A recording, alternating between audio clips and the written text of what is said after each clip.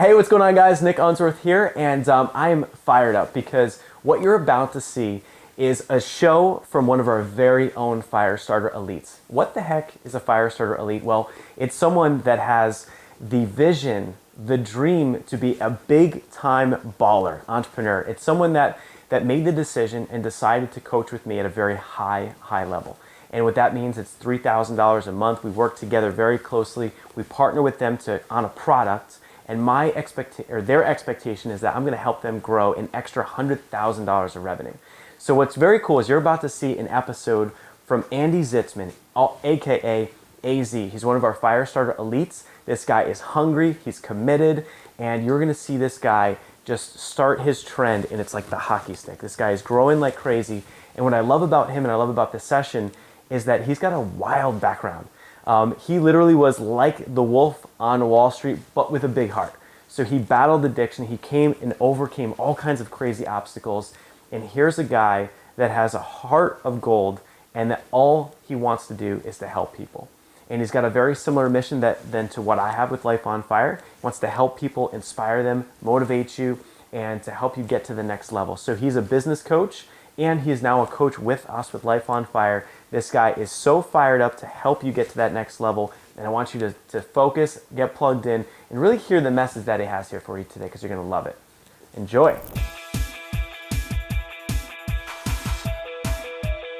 Hey, what's going on? Nick Unsworth here, and I'm a kick-ass business coach, and I'm on an absolute mission to help you find your purpose in life, to help you love what you do for work every single day, to help you be the rock star that you are meant to be, to make more money than you ever thought was possible, and to have more time freedom so you can actually enjoy the life that you're living.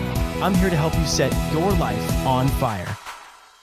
You know, I wasn't always a champion, and what I'm going to talk to you guys today about is unleashing the champion inside. So, Dave, thanks for the talk earlier and setting us up. I mean, talking about tapping in, and then really, once you do tap in, when you tap into this, to unleash it, right? And to unleash it on a daily basis. And, I know what it's like to live here and to live out there. And what I mean by that is all the material things and all the things that are out there, that I wanted and I thought would make me happy, and I achieved all them. And I know what it's like to have strategies and skills, and Brian's going to talk to us, I'm sure, about some really good ones and all those things. But I also know that anyone that has skills and strategies that actually makes it, and when I mean make it, my new definition of make it is actually feels fulfilled inside and happy and love every day. That's not coming from here. That's coming from here. I want you to picture a guy at 21 years old, moves to New York. He's wearing the suit, in the corporate world. I was the type of guy, because of my energy and passion. I was really kind of the same guy that you kind of see today from an energy passion perspective. So people wanted to help me because I had a lot of energy. When you meet like a young 20-year-old or something, and you're just like, wow, that person's got something. I want to help them. So they wanted to help me. And so what happened though is I got too much too quick, and I was like, dude, I got my blue BMW. I'm freaking living off of this unbelievable place off the Hudson River, and making, at that time I was making about $200 to $250 or so. And where I grew up, if you made 100,000, you made it. That was it. The sky was the limit. And I did that at 21.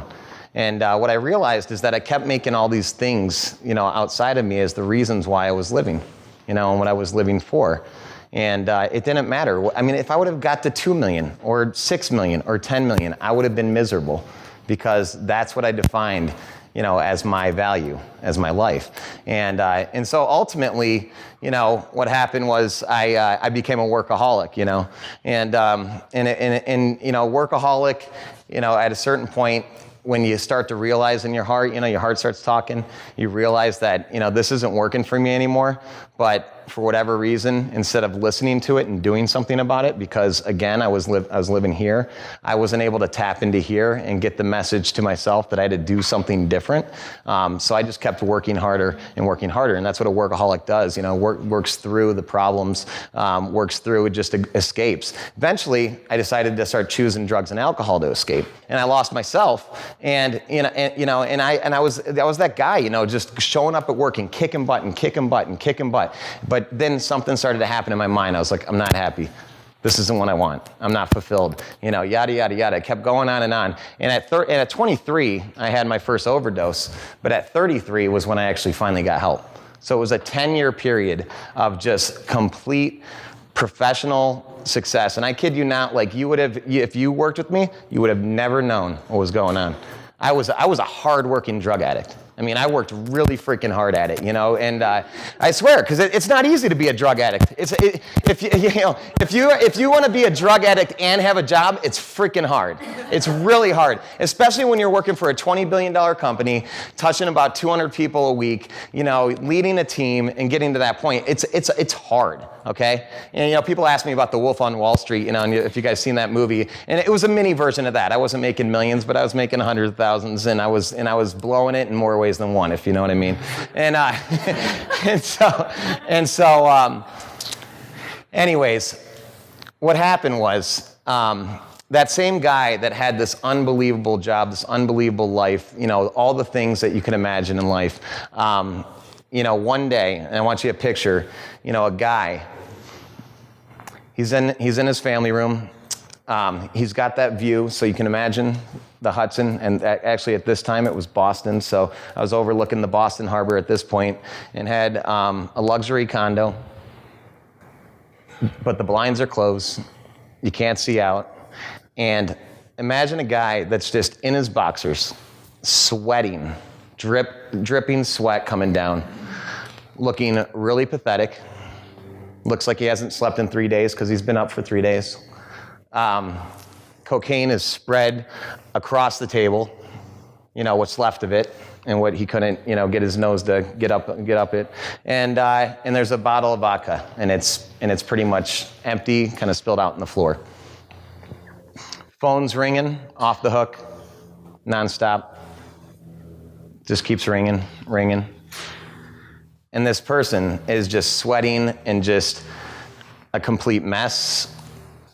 Really just has no idea what's going on around. Does, but doesn't. And is just sitting there. And imagine just shaking.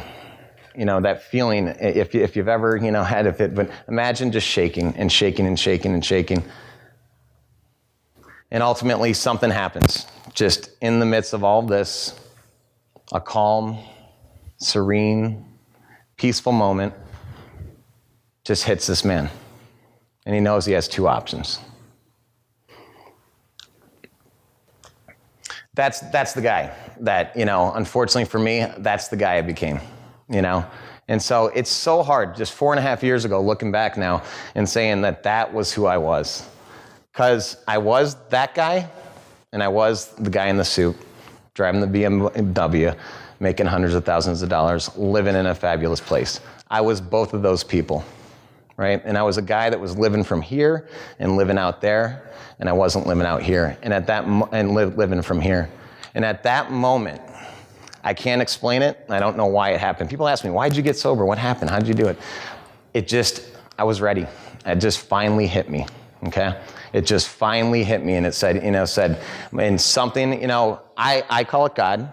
You can call it whatever you want, I believe, I'm not religious, but I believe in God, and I believe in something greater myself, and I believe that, there's something greater working for all of us. And at that moment, for whatever reason, that power decided to hit me, and it hit me hard right here, and said, you know what? It's time to wake up, Andy.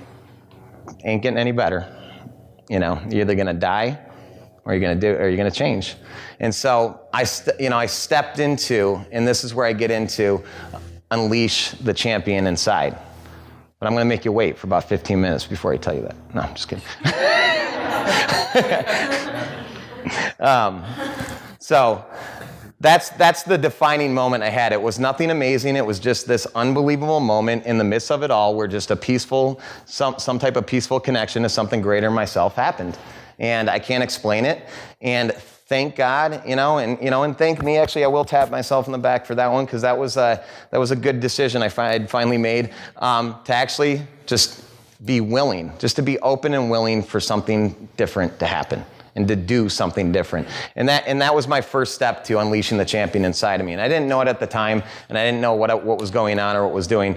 But what it looked like was I was sitting there and I basically prayed for the first time, and I just said, God, I don't care. Take it all away. I am miserable inside. This is not living. And I don't care. I mean, I was at that point where I just didn't care. It could all be taken away. I was so miserable, that I just didn't care anymore. I didn't care what would happen to me other than just feeling different inside. I had it all. I mean, so what was the point of getting more of that? I knew that wasn't working. And I was completely addicted to drugs, and I couldn't get off of them on my own. So I'll spare you the details of what happened over the next 4.5 years, but what happened was, in general, is I became open and willing to ask for some help. And that's, so talking about open and willing to ask for help, I mean, where does that apply? So Dave talked about some things today about being able to expand. And so open and willing for me was a very severe thing. It was like I had to do it because I was going to die, right? And I know that you're probably looking at me right now and going, yeah, okay, well, he's on drugs, and if he didn't stop doing it, he was going to die. And if you stop doing something, or if you get closed-minded, or if you think, is Mr. Dumas in the room? Do you think John Lee Dumas is sitting here today going, hey, I reached the pinnacle, I'm not going to keep learning and growing?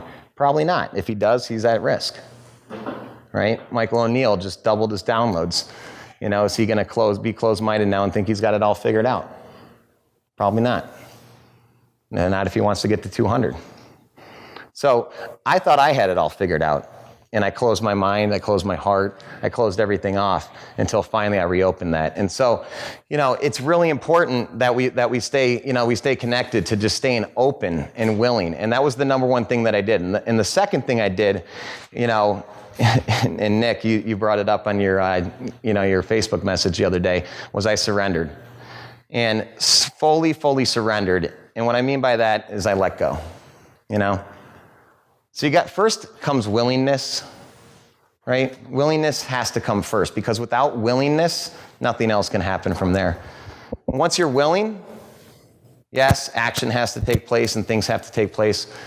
But within that action, or in addition and surrounding that action, if you can surround that with letting go of the result, surrendering fully, whether it's to yourself, whether it's to God, whether it's to a higher power, whether just understanding that there's something greater than ourselves working in our favor, and that whether it works out or it doesn't, it's really not up to us. What's up to us is our effort, right? And I struggle with that. I'm a control freak. When someone told me, you got to let go and you got to, live and let God, they say, and I'm like, well, yeah, whatever. I'm like, dude, I'm pretty good at doing shit. You know what I'm saying? But someone walked up to me and said, listen, it's not about whether or not you do it. I'm like, because I thought letting go meant that I just was in this world of euphoria and everything's great and it will just all work out. And it's like, no, it's basically you're responsible for the efforts, and the guy upstairs is responsible for the rest. That's it, right? John Wooden never talked about winning. He's the all-time winningest coach. Never talked about winning. He talked about fundamentals and effort. And no coincidence, he won more times than not. So it's a very similar type of thing. So willingness was number one for me. Number two was surrender. And number three, number three is something that Dave talks about, and it takes you to a magical land, and it's something that if it's just one thing you could do every day, do this. Hopefully you can do a little bit of all this every day, but if there's one thing that you can do every day, do this, and it's be grateful. The magic for hey, you guys are all ambitious. Some of you are at some amazing places already in terms of where you want to be results-wise in your business. Many of you, like myself, are just getting started, in certain areas of that and having success in other areas. And then some of you are kind of on this journey, a very ambitious journey where you're midway there, and it's kind of time to step it up and take it to that next level, right? Well, that's great, but if we spend all our time there and we forget what we have in the process, when you get there, chances are you're really not going to appreciate it as much as you could have, But to know that and to do that takes practice, and it takes time, it takes dedication, it takes willingness, It takes being able to let go so that ultimately you can just be grateful for what you have, right? And when I connected to just being grateful for what I have, man, it's crazy. But when I sit down in the morning and I just, list 5 things that I'm grateful for, whether it's verbally, close my eyes and think of them, or if I just write them down and I look at them, and that's a powerful thing too. But spend some quiet time with you in gratitude. Dave's saying it. I think if you go and talk to any spiritual leader out there, mindset leader, anything that has something to do that taps into the soul, the heart, the energy, the source, whatever, they'll tell you gratitude is so important because it can't be explained. Just if you do not do a gratitude list today, I will challenge you, to do it for the next 30 days. You're doing your 30 and 30 YouTube challenge, add gratitude to it and sit with it for 5 minutes each day, gratitude. I mean, think about your son. You talked about how great it is. You can wake up and play that video game with him every morning. I mean, what an amazing thing, It's like, and not just doing it, but actually thinking about just how amazing that is that you get to do that with your son, Not many people get to spend time with their sons. Some sons don't have fathers. Some fathers do have sons. It's a pretty amazing thing. So with gratitude, what I started to also realize is that, for me, I loved everything except myself. I mean, I was a lover all through my whole, I wasn't like this complete nut job loser drug addict. I mean, I was a highly successful winner, achiever. I mean, everyone around me wanted my life. I'm an identical twin brother. I have a sister. I have a little brother. I was the guy they came to. My friends, I was the guy they came to. I put myself on that pedestal that I had it all figured out, and I did when it came to business. But man, I sucked at life, sucked at myself, sucked at relationships. I was engaged at the time. I had to call off my wedding. I mean, there's a lot of other shit. Nick said there's a lot of other stories, and I could share them another time, but they're really not that important because the reality is that the thing that is important was that when I finally realized that I wasn't connected with my heart and that I didn't really love me, that until I figured out how to do that and to bring intention to that every day, none of this really matters otherwise. I mean, none of it freaking matters, And so it leads me to the 4th point, which is love. And I like to add to that, love and live. Love and live from the heart. And it sounds cheesy. Some of you may have seen me walk outside today and I stood up on the thing over there and I was playing some music and I was just looking out over these mountains and I was hugging myself and I was loving myself. And, and I'm not, I'm a pretty type A alpha male kind of guy, but I do this shit. But I do this shit because this shit has saved my life. Okay? And I know that when I'm speaking in front of you guys today, that in a year from now, when I'm speaking in front of 20,000 people like Dave Austin, when I'm an elite, level coach like Mr. Nick Unsworth, and I'm changing lives at the level that, I really want to do because I've been given a second chance and I believe this is my mission and my goal in life. I know that unless I'm loving myself and doing these things, I'm not really going to be true to them. I'm not going to really fully appreciate everything that comes into my life. And that none of it will really matter. Anyone that I feel threatened by, I know is going to be a teacher to me, a learner, or whatever. And so I looked into him to Nick, and I learned something. I was like, wow, this guy's got his shit together. I really love his energy, and he speaks to me. But I didn't do anything right then and there.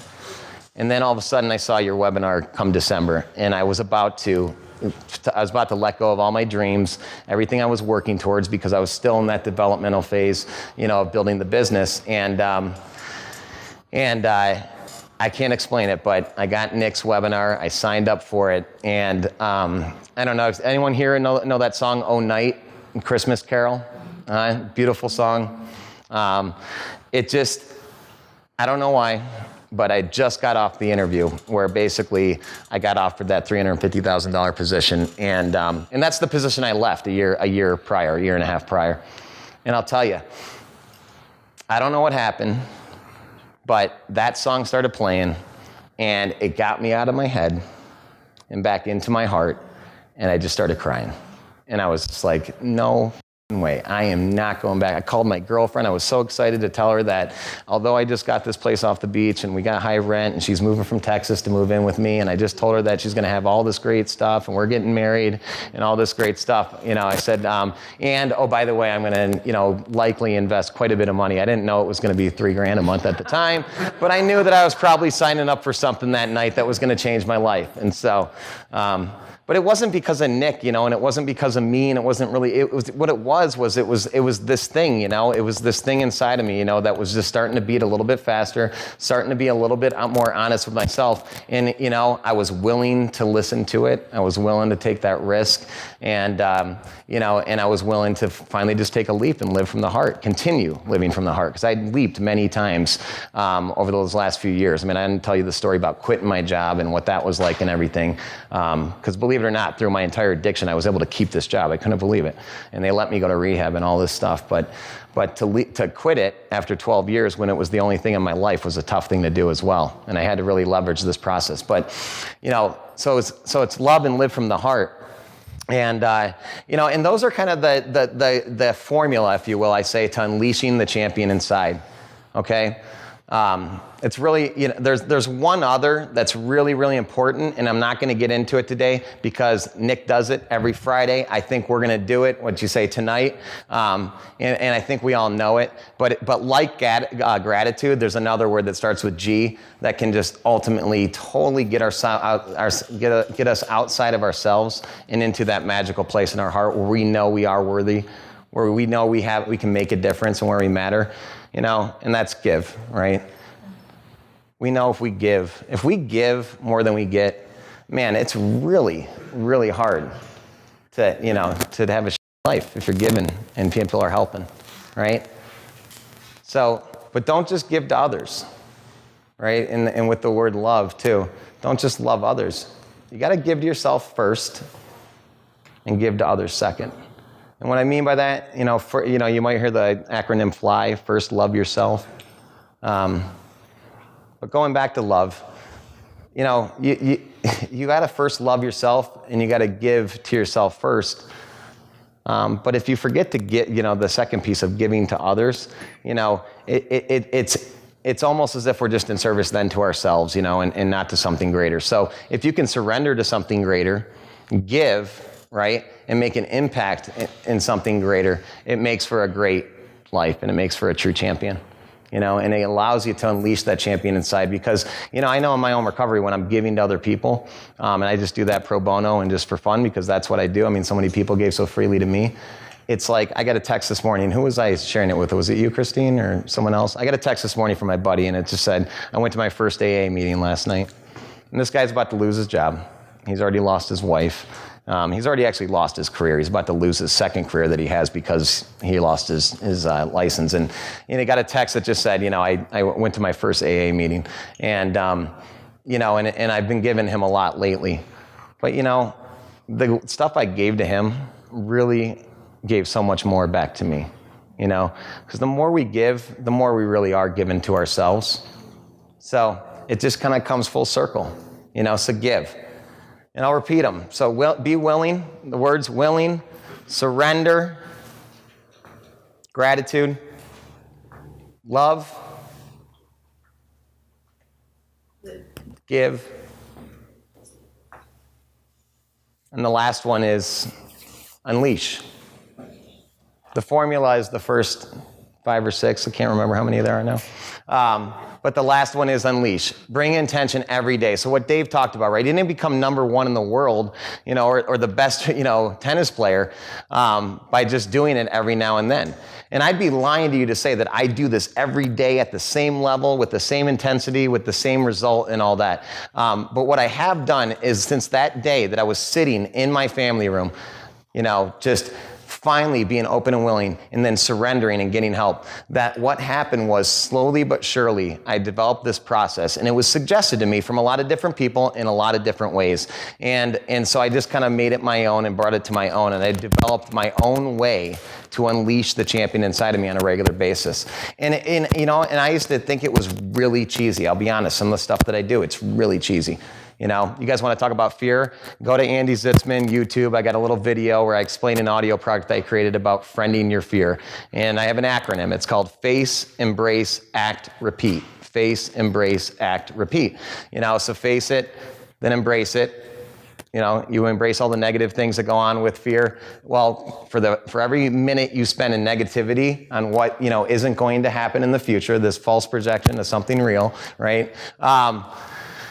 Spend some time in the positive, okay? As much time in the positive. And then act, because you can act through fear until, you know, all day. I did that for 10 years, and I just used drugs to, you know, escape it. But I acted through fear, you know, for a long, long time by just doing. And unfortunately, I was doing drugs. It's not a really good winning formula, but, you know, but at the end of the day, it's how I acted through my fear. And then repeat. So I just, you know, I suggest choosing something better than drugs with your actions, and I think all of you guys do already. But the reason why I share that with you, you know, is just because I like that you got to make sure that in this process of unleashing the champion inside, that it's not just about, you know, this logical stuff of like, oh yeah, I got to surrender and I got to do this. It's really just getting out of the head and into the heart, and to do that on a regular basis and to try to do that every day. Because what happens is, and I can't explain it, that if you try some of the stuff I just talked about, right, and you make it your own and come up with a way to do it, you know, that you will, over time, develop this process that has levels to it, you know, and Dave talks about up-leveling. It will up-level, and it will up-level and up-level to the point where you will become reliant on it. You will rely on this process so much, and you'll rely on doing some of these things so much that when you don't, you'll know you sold yourself out, and you feel like, oh man, like, you know, I didn't do that today. So I'll just leave you with a few, you know, tips or tricks and things that I do, which is in the morning I wake up and I go to a quiet place, and before anything happens, I just close my eyes and I pray, and I just say, God, thank you for giving my soul back to me today. You know, that starts my day with humility. It reminds me that I'm not really responsible, that I'm being started, you know, that my day has been started by someone else. And I'm just lucky to be here, right? And I say, thanks for keeping me sober today. And I do a little prayer, and I go into some prayers, and there's some really good ones. There's a serenity prayer, you know, God, God grant me the serenity to accept the things I cannot change, the courage to change the things I can, and the wisdom to know the difference. I have a variety of other prayers, but what I do is I spend time in prayer. And I used to laugh at myself. When I first started this, I would just talk to myself. If you don't believe in God, that's okay. That's okay, right? That's okay. No recuerdo, to love me in the morning. Scarface went. Anyways, Scarface and God, yeah. If you don't believe in God, that's okay. Talk to yourself. That's what I did. I talked to myself for about 3 weeks until something happened inside of me, and every morning when I was talking to myself, I started crying, and I was like, okay, yeah, there's something greater, damn it. You know, you got me, you tricked me, and then what happened was, from that moment on, though, in talking to myself, God, my spirit, and something greater than me, it started to keep me. And there's a great line out there called, that says, you know, keep your faith, and your faith will keep you. And to me, what that means is that when I keep my faith, you know, and when I practice being faithful, and when I practice, you know, surrendering and letting go, and really just connecting with something greater than myself, that I become so reliant upon it that when I forget, it's what keeps me, right? Because you're going to forget. We're never going to be perfect. And it keeps me. So I have this little prayer and all that, and then I do a little visualization exercise, like Dave was saying. And what I visualize sometimes are just things that I really want to see happen, you know? Like this morning I visualized being up here, you know, and just really remembering that this isn't about me. You know, I'm not up here to like feel good. I mean, because I'm nervous, you know, I'm nervous, and I'm like, oh gosh, what if I don't, you know, mess up and all this stuff. And, you know, I'll give you a business card that says I'm a coach and a speaker, you know, and I am a speaker, but I'm a very new speaker. I haven't, you know, spoken a lot, and so I, you know, but I'm a speaker, and I say that, and I visualize it, and, you know, and what it does, it just helps me get outside of my head again and into my heart and realize that the only thing I'm supposed to do today, really, is just inspire and motivate, hopefully, right? So So anyways, I after I get through kind of this prayer and I do this little visualization and everything, sometimes I have a variety of different things throughout the day that I can do, but in finishing the day, I usually try to journal or read or do something, that will really close up the day and do an inventory on that day. And so maybe for you, if you want to take this little challenge of 30 days of trying this on and seeing if it starts to keep you, at the end of the day, just ask yourself how you did, with unleashing the champion within. Just ask yourself that question at the end of the day. Did I unleash my champion today in all my power? Okay? And it will just help you stay present with it, right? So 2 things you could do to lock it in, and they're fail-safe measures, if you will, about how you could lock this thing into your everyday life is start your day by just asking, how can I unleash, not when or why or what, but how can I unleash my champion inside today? And close your day with asking the question, how did I do unleashing my champion today? And I promise you this, that if you start to try some of these things, and if the ones that I suggest don't work, but if you pay attention to what does work for you to get you out of here and into here, and you bring intention, right? You bring intention to that and practice that daily, you are gonna love your life at a level that you've never loved it before. You're gonna love yourself. You talk about a life on fire. Like, my life's already on fire. I mean, really, I hope I go do some amazing shit. But at the end of the day, my